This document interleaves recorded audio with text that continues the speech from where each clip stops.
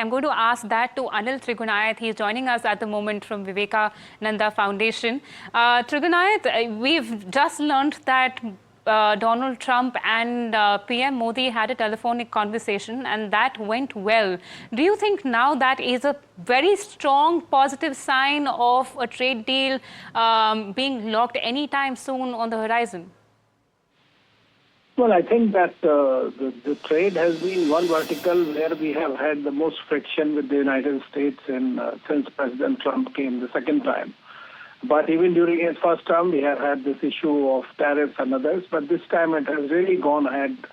So both sides have been trying to work together to bring about some kind of a trade deal to address each other's concerns. And hopefully this is being finalized. As you know, there was recently there were discussions. There were 3 delegations that have come in recent past in just few days between the two countries. And hopefully, and as if we were to go by the statement made by Jamieson Greer, I believe that they say that they have got the best offer so far. So I hope that it is acceptable also to President Trump, while it will be beneficial to India as well. So I think that is something that will continue. We hope that the deal is done fast, so that President Trump has also said that he would like to come and visit India early next year. So that will be good. But I believe that more importantly, there would have been also discussion on the regional issues that, especially the Russia-Ukraine war, that President Putin and Prime Minister Modi spoke as India continues to remain a major peacemaker in a sense, or interlocutor in the Russia-Ukraine war as well. So I think that he would have briefed him about that as well.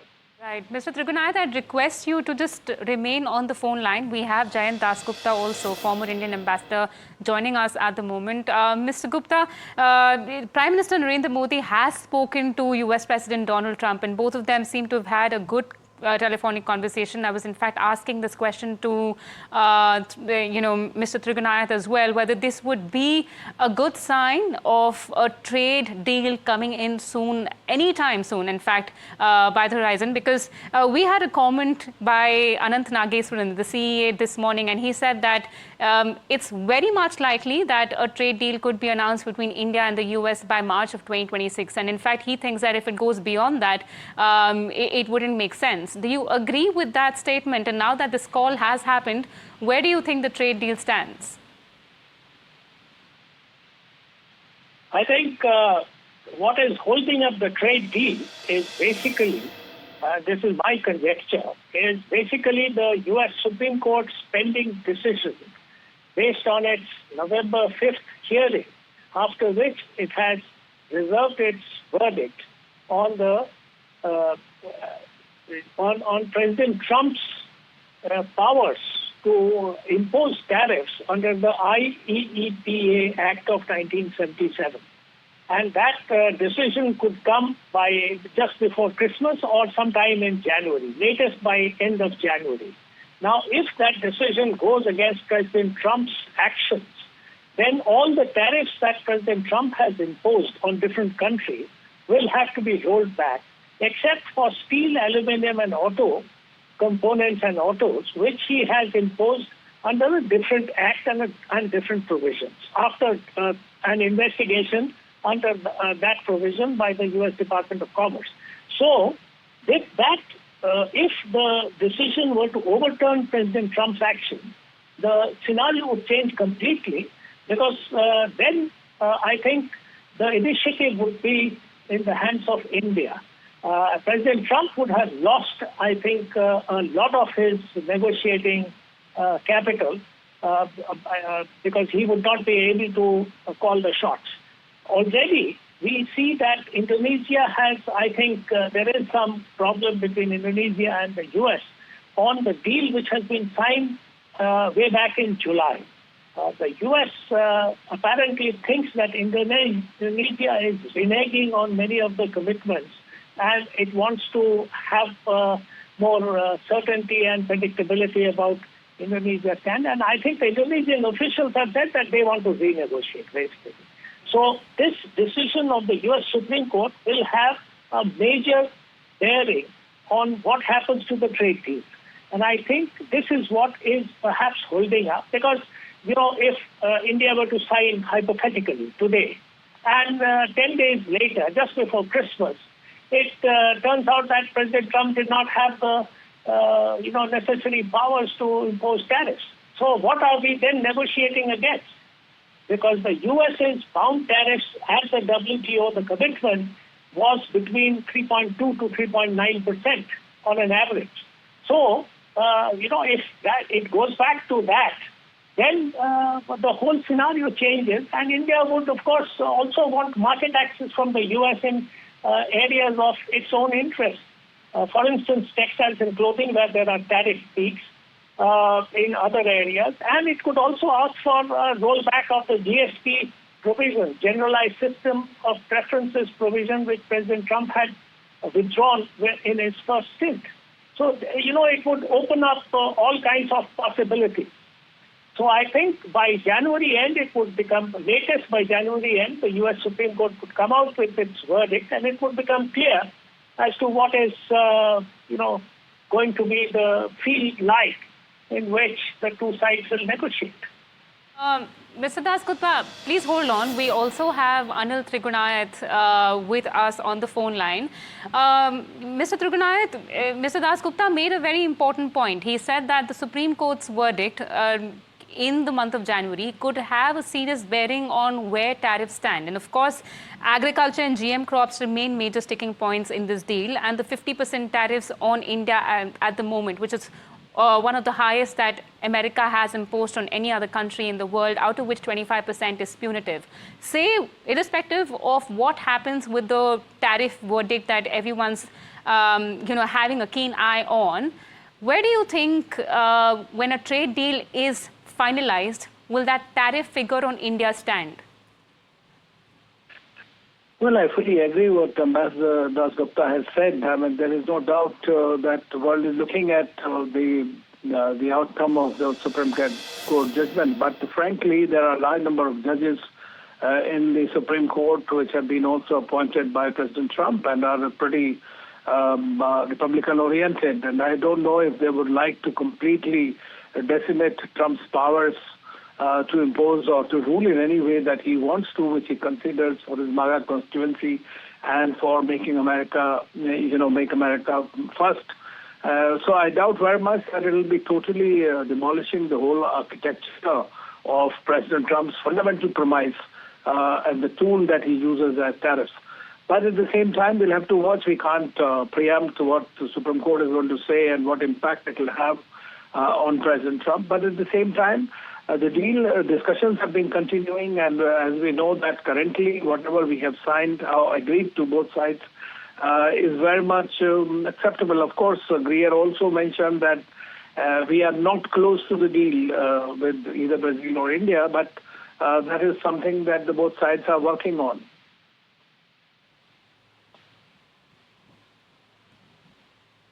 Mr. Dasgupta and Mr. Trigunayat, this is Rishabh with the NDTV Profit. I track trade. I want to also ask, what do you think in terms of where India is currently geopolitically, and the sort of ties that US is now having with China, some sort of animosity you're seeing there as well. Russia has always been very tricky ties between these three. Where do you think now India stands when we talk about a bilateral relationship as well as geopolitically broadly speaking? Where do you think India stands vis-a-vis where China and Russia are with respect to the US?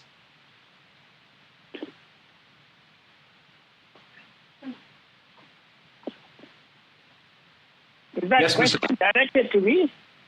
Yes. Okay. I think this was only a reassertion of India's strategic autonomy.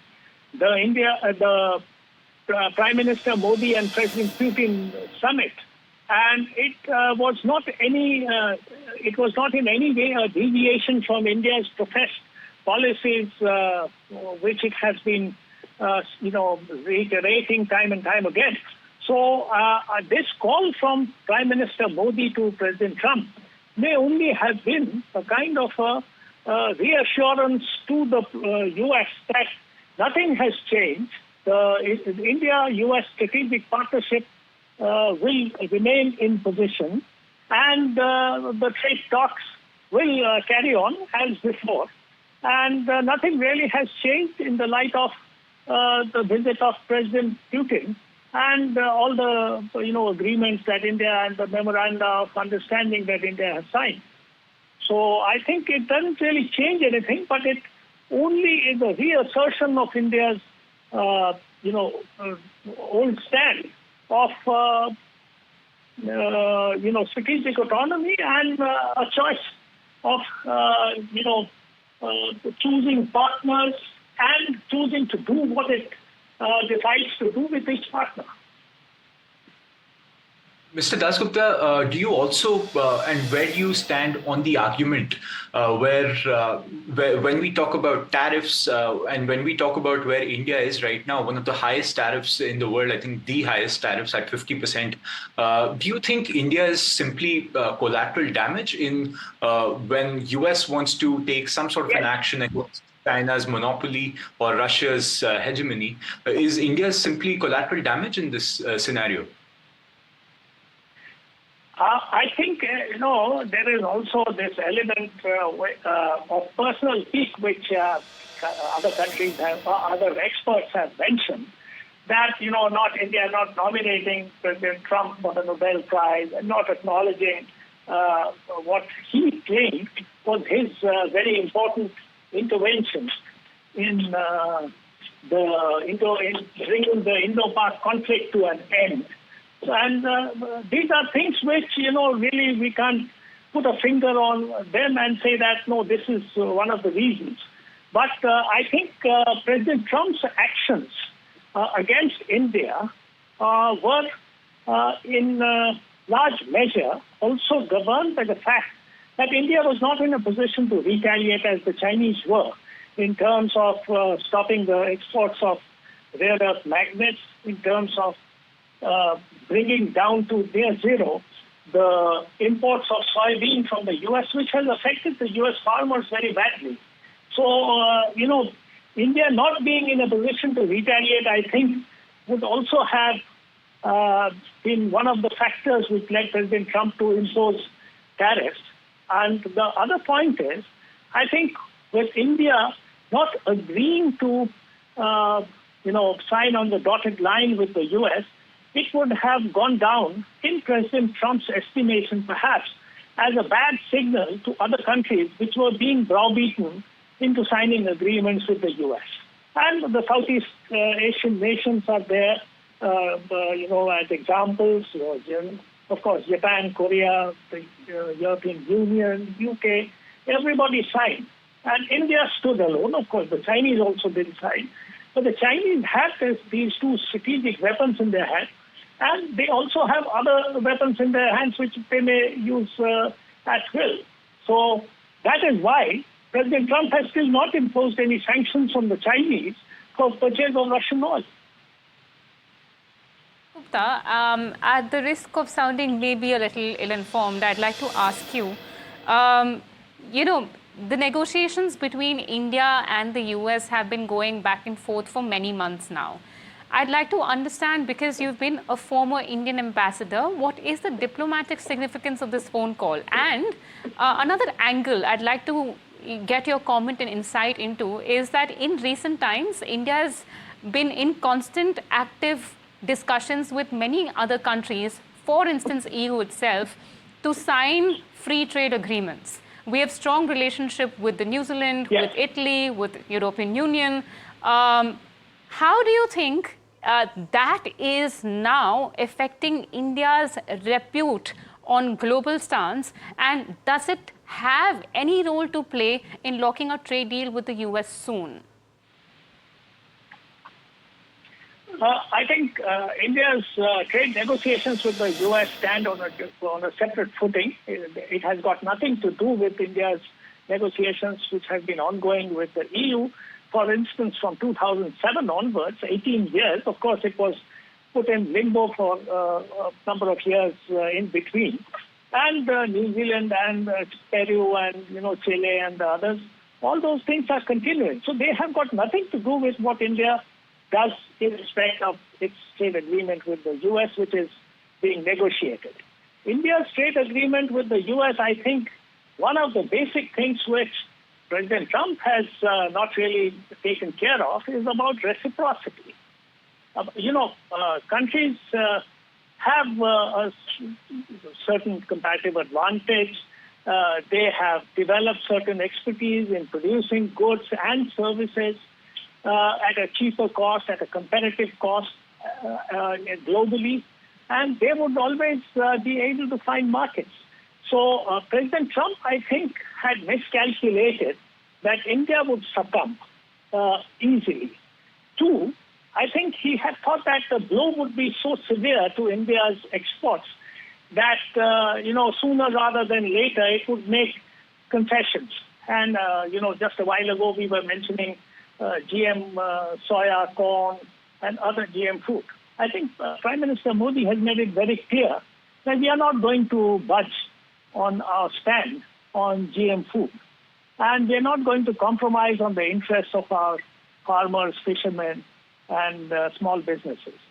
So that is where we stand. I think this call should be read in the sense that it only reiterated his message to President Trump that our friendship continues on an even keel as before. Understood. Nothing has changed, and it will continue to grow stronger with the passage of time. Rightly said, Mr. Dasgupta, as India has time and again emphasized that no matter what decision we take, it will always be in our own national interest, and that comes first. But thank you so much for joining us. Thanks to Rishabh Bhatnagar as well for giving us his insights. He's been tracking all these trade deals very closely, and of course, we'll have a keen eye on where this negotiation goes ahead.